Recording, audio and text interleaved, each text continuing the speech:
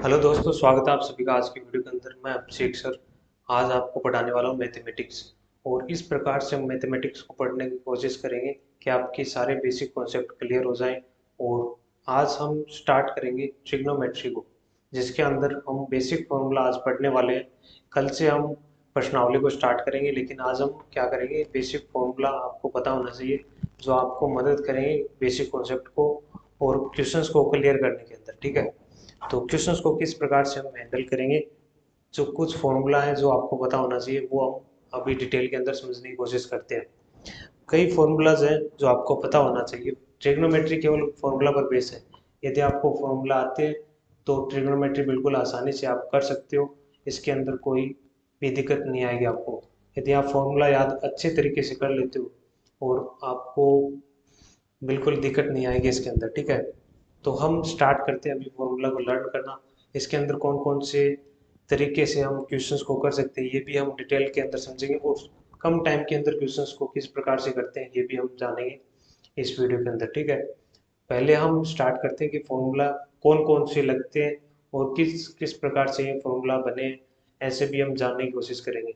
Basic से फॉर्मूले हैं, यदि आपको पता भी है पहले तो भी आपको ये देखने चाहिए, क्योंकि इसके अंदर क्या होता है कि आपको कुछ फॉर्मूला होते हैं जो आपको बार बार रिपीट करने पड़ेंगे। यदि आप ऐसा कर सकते हो तो आपको बहुत ज़्यादा आसानी के साथ में ये अच्छी तरीके से समझ में आएंगे। आप एक रफ नोटबुक डाल सकते हो इस फॉर्मूला की, जिसके अंदर आपको डेली के 10 फॉर्मूला लिखने हैं और उसको मल्टीपल टाइम रिवाइज करना है। इसके बाद में आपको ये फॉर्मूला बिल्कुल अच्छे तरीके से याद हो जाएंगे। इसके अंदर कोई भी दिक्कत नहीं आएगी। ठीक है, तो अभी हम स्टार्ट करते हैं कि किस प्रकार से हम फॉर्मूला को पढ़ने की कोशिश करेंगे। ठीक है, तो सबसे पहले हम क्या करेंगे कि फॉर्मूला को अच्छे तरीके से लर्न करने की कोशिश करेंगे कि कौन कौन से फॉर्मूला है यार, बेसिक से फॉर्मूला है। ठीक है, तो ट्रिग्नोमेट्री के अंदर जो बिल्कुल बेस है ना, इसी से बनता है ट्रिग्नोमेट्री का। यदि ये पता होंगे तो आपके क्वेश्चंस बिल्कुल आसानी के साथ में कंप्लीट हो रहे होंगे। ठीक है, तो सबसे पहले देखते हैं कि साइन थीटा जो होता है, साइन थीटा क्या होता है। साइन थीटा हमेशा कोसेक थीटा का अपोजिट होता है। ठीक है, साइन थीटा हमेशा कोसेक थीटा का अपोजिट होता है। कोस थीटा जो होता है ना, कोस थीटा क्या होता है, कोस थीटा हमेशा सेक थीटा का अपोजिट होता है। ठीक है, और जो टेन थीटा होता है, टेन थीटा हमेशा किसका अपोजिट होता है, कोट थीटा का अपोजिट होता है। ठीक है, ये तीन फॉर्मूला है जो आपको बिल्कुल अच्छे तरीके से देख लेने हैं। एक बार देख लो, फिर उसको कल रिवाइज करो। यदि आप कहीं पर बाहर जा रहे हो तो इनको रिवाइज करते रहिए। बिल्कुल आपके माइंड में होना चाहिए कि साइन थीटा किसका अपोजिट होता है, कोसेक थीटा का। कोस थीटा किसका अपोजिट होता है, सेक थीटा का। टेन थीटा किसका अपोजिट होता है, कोट थीटा का। ठीक है, तो आपको ये बिल्कुल, यदि आपको कहीं पर आप जा रहे हो तो आपको कोई भी पूछ ले, यदि रास्ते में जा रहे हो तो आपसे पूछ ले कि साइन थीटा किसका अपोजिट होता है, कोसेक थीटा का, तो आपके पास में जवाब होना चाहिए। आप वैसे भी कर सकते हैं, आपको कोई पूछेगा नहीं, वैसे मैं बता रहा हूँ। और आपको अपने आप से माइंड के अंदर पूछते रहना कि इसका अपोजिट क्या होता है, इसका अपोजिट क्या होता है, तो आप एक दिन के अंदर ही इसको बिल्कुल याद हो जाएगा आपकी। ठीक है, यदि किसी को नहीं पता है, ये तो बिल्कुल बेसिक है, तो आपको ये तो पता होना चाहिए। तो इसी से हम तीन फॉर्मूले और बना सकते हैं। क्या बना सकते हैं, इस फॉर्मूले से तीन फॉर्मूला बनेंगे। कोसेक थीटा किसका अपोजिट हो गया, कोसेक थीटा अपोजिट हो गया साइन थीटा का। ठीक है, और सेक थीटा किसका अपोजिट हो गया, सेक थीटा अपोजिट हो गया कोस थीटा का। सेक थीटा किसका अपोजिट हो गया, कोस थीटा का। ठीक है, और कोट थीटा किसका अपोजिट हो गया, कोट थीटा अपोजिट हो गया टेन थीटा का। तो ये कुछ बेसिक फॉर्मूला है। ठीक है, ये तीन है बेसिक, तो ठीक है, इन्हीं से ये आगे वाले तीनों बने हैं। ठीक है, इसी से क्या बने, ये आगे वाले तीनों। कोट थीटा आपको नहीं दिख रहा है शायद, तो टेन थीटा का अपोजिट हो गया कोट थीटा, तो कोट थीटा का अपोजिट हो गया टेन थीटा। ठीक है, बिल्कुल बेसिक है और आपको ये पता भी होना चाहिए। ठीक है, और इसके बाद में कुछ प्रॉपर्टीज होती है ट्रिग्नोमेट्री के अंदर, तीन ही प्रॉपर्टीज है। ठीक है, उन तीनों को आपको बिल्कुल अच्छे ढंग से यार याद ही कर लेना है। ठीक है, प्रॉपर्टी है, तीन प्रॉपर्टीज है, तीन प्रॉपर्टीज है। सबसे पहली प्रॉपर्टीज क्या है, sine theta, sine square theta plus cos square theta बराबर 1 प्लस टेन स्क्वायर थीटा बराबर कोट स्क्वायर थीटा। और 3 नंबर क्या है, 1 प्लस कोट स्क्वायर थीटा बराबर कोसेक स्क्वायर थीटा। बिल्कुल अच्छे से आपको रिमेम्बर करने हैं, लेकिन 2 नंबर प्रॉपर्टीज हमसे गलत हो चुकी है, तो हम इसको इरेज करके हम इसको सही करते हैं। ठीक है, सबसे पहले क्या करते हैं कि ये जो 1 प्लस टेन स्क्वायर थीटा हमेशा होता है सिक्स स्क्वायर थीटा। हमसे बिल्कुल दिक्कत हो रही है, पर आपको ये तीनों याद रखने हैं। ठीक है, sine square theta plus cos square theta बराबर 1 प्लस टेन स्क्वायर थीटा बराबर six square theta, 1 plus coat square theta बराबर कोसेक स्क्वायर थीटा। ये तीनों प्रॉपर्टीज यदि आपको याद होगी तो क्वेश्चंस बहुत आसानी के साथ में हो रहे होंगे। ठीक है, तो ये कैसे बनते हैं और किस प्रकार से बनते हैं, ये हम जानने का प्रयास करते हैं कि ये जो प्रॉपर्टीज है ये किस प्रकार से बनी है और कैसे इनको डिराइव करेंगे। ये भी हम समझने का प्रयास करते हैं किस प्रकार से इसको लाया गया, ये प्रॉपर्टीज किस प्रकार से बनी, इसको भी हम समझने का प्रयास करते हैं। ठीक है, तो हम क्या करते हैं कि 8.1 प्रश्नावली को आगे करने का प्रयास करेंगे, लेकिन सबसे पहले हम क्या करते हैं कि इसको समझने की कोशिश करते हैं किस प्रकार से ये है। ठीक है, तो हम एक लेते हैं पेज को, और जिसके अंदर हम समझेंगे कि एक ट्रिग्नोमेट्री के अंदर समकोण त्रिभुज आएगा। ए बी सी एक समकोण त्रिभुज है, जिसके अंदर हमें क्या समझना है, जिसके अंदर समझने वाली बात यह है कि यदि आप कोण सी को लेते हो, सबसे पहले सभी जानते हैं कि त्रिभुज के तीनों कोणों का योग हमेशा क्या होता है, 90 डिग्री होता है। त्रिभुज के तीनों कोणों का योग क्या होता है, 180 होता है। ठीक है, 90 तो समकोण त्रिभुज के अंदर जो कोण होता है, एक कोण हमेशा क्या होता है, 90 डिग्री का होता है।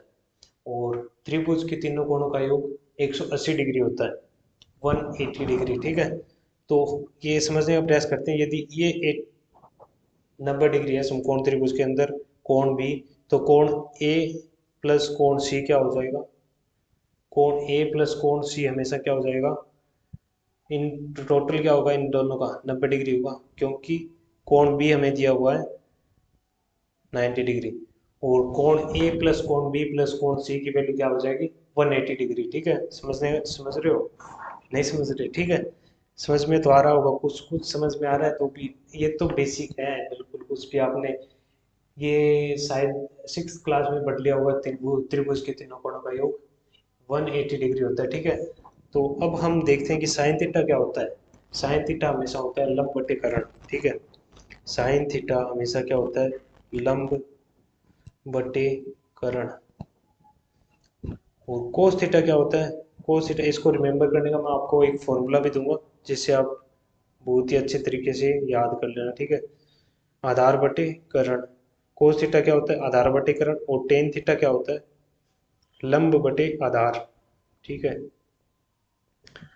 इसका अपोजिट कर लेने से क्या बन जाएगा, इसका अपोजिट साइन का अपोजिट कोसेक थीटा, कोस का अपोजिट सेक थीटा, टेन का opposite cot theta. Sine theta का अपोजिट क्या होता है, कोसेक थीटा होता है। साइन थीटा का अपोजिट क्या होता है, कोसेक थीटा। कोसेक थीटा का क्या बन जाएगा, साइन का अपोजिट बनाना है भैया हमें, कर्ण बटे लंब। ठीक है, और कोस थीटा का अपोजिट क्या होता है, सेक थीटा होता है। तो सेक थीटा को किस प्रकार से लिखते हैं, इसका अपोजिट कर दो, इसका अपोजिट लिखना है अभी। अभी हमें अपोजिट कर्ण बटे आधार को सेक थीटा हो गया। ठीक है, और टेन थीटा का अपोजिट क्या होता है, कोट थीटा। टेन थीटा का अपोजिट होता है कोट थीटा, क्या आ जाएगी, आधार बटे लंब। ठीक है, तो इस प्रकार से ये फॉर्मूला हमें पता होना चाहिए। कुछ कुछ हमें पता होता है कि इसको रिमेम्बर करने की क्या ट्रिक होती है, इसको रिमेम्बर करने की ट्रिक होती है, आपने पढ़ा भी होगा लाल बटे कक्का, यदि नहीं पढ़ा हो तो अभी पढ़ लीजिए। ठीक है, लाल बटे कक्का से ये क्या होता है, हमेशा साइन को बताता है, ये साइन को बताता है, ये कोस को बताता है, और ये टेन थीटा को बताता है। ठीक है, समझ रहे हो, ये साइन थीटा को लंब बटे कर्ण, एल एल से क्या हो गया लंब, के से क्या हो गया कर्ण, ए से आधार, के से कर्ण, ए एल से लंब, ए से आधार। ठीक है, तो लाल बटे कक्का से हम इन तीनों को याद कर सकते हैं, साइन कोस और टेन। और इनके अपोजिट क्या होते हैं, इनके अपोजिट साइन का अपोजिट कोसेक थीटा, सेक का अपोजिट कोस थीटा का opposite sec theta, tan theta का अपोजिट कोट थीटा।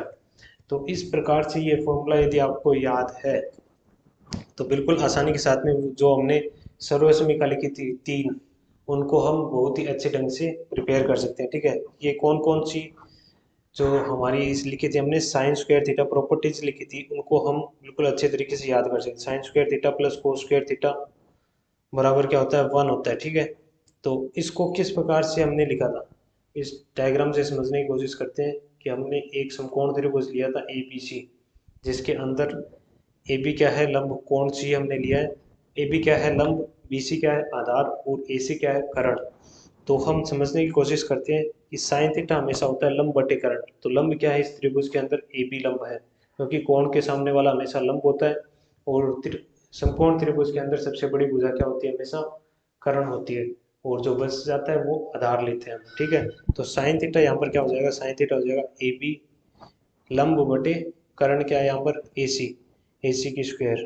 ठीक है, और कोस स्क्वायर थीटा यहाँ पर क्या है, कोस स्क्वायर थीटा, कोस किसको बोलते हैं, आधार बटे कर्ण को, आधार क्या है बी सी, और कर्ण क्या है ए, कर्ण ए सी, तो इसकी स्क्वायर बराबर, हम लेफ्ट हैंड साइड से राइट हैंड साइड को सॉल्व करने की कोशिश करेंगे। ठीक है, तो फर्म बराबर हम लेफ्ट हैंड साइड से कोशिश करेंगे कि राइट हैंड साइड। सबसे पहले आपको ये भी पता होना चाहिए कि पाइथागोरस प्रमेय क्या होती है।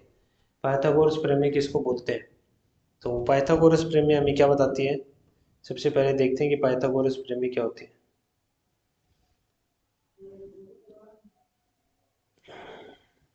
पाइथागोरस प्रमेय समझने की कोशिश करते हैं कि क्या होती है। पाइथागोरस प्रमेय सभी जानते हैं कि लंब की स्क्वायर प्लस आधार की स्क्वायर बराबर कर्ण की स्क्वायर, लंब की स्क्वायर प्लस आधार की स्क्वायर प्लस बराबर कर्ण की स्क्वायर। ठीक है, लंब की स्क्वायर प्लस आधार की स्क्वायर बराबर कर्ण की स्क्वायर, ये क्या होती है हमारी, ये होती है हमारी पाइथागोरस प्रमेय। इसको हम बिल्कुल जानते हैं और हमने छोटी क्लासों के अंदर पढ़ा भी है ये प्रमेय।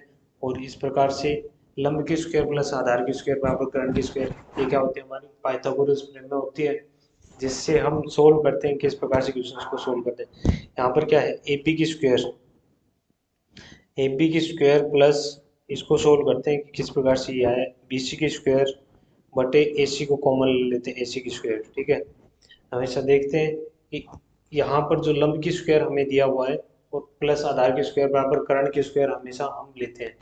तो हम इसको करने की कोशिश करते हैं, बराबर हमारे चल रहा था वन, और इसी से ये प्रूव हो जाता है। पाइथागोरस प्रमेय यहीं से डिराइव होती है। हमने इसका उल्टा अपोजिट सोल्व करने की कोशिश की है, लेकिन आप समझने का प्रयास करिए कि यदि यहाँ से यदि निकाले हम ए बी की स्क्वायर प्लस बी सी की स्क्वायर बराबर ए सी, इधर मल्टीप्लाई हो जाएगा, तो ये क्या आ गया, यहाँ से पाइथागोरस प्रमेय यहाँ से सिद्ध होती है। क्योंकि हम समझने का प्रयास करते हैं इस त्रिभुज के अंदर लंब क्या है, इस त्रिभुज के अंदर लंब हमें दे रखा है ए बी, तो यहाँ पर हो गया ए बी की स्क्वायर प्लस आधार बी सी की स्क्वायर बराबर कर्ण हमें दे रखा है ए सी की स्क्वायर। ठीक है, तो इस प्रकार से हम सभी तीनों प्रॉपर्टीज को इस प्रकार से समझ सकते हैं। आज की वीडियो में हम इतना ही करने का प्रयास करेंगे, लेकिन कल से हम क्या करेंगे, क्वेश्चंस को लगाना स्टार्ट करेंगे। ठीक है, क्वेश्चंस को किस प्रकार से करेंगे, इन्हीं फॉर्मूलों से ये क्वेश्चंस आगे हो रहे होंगे।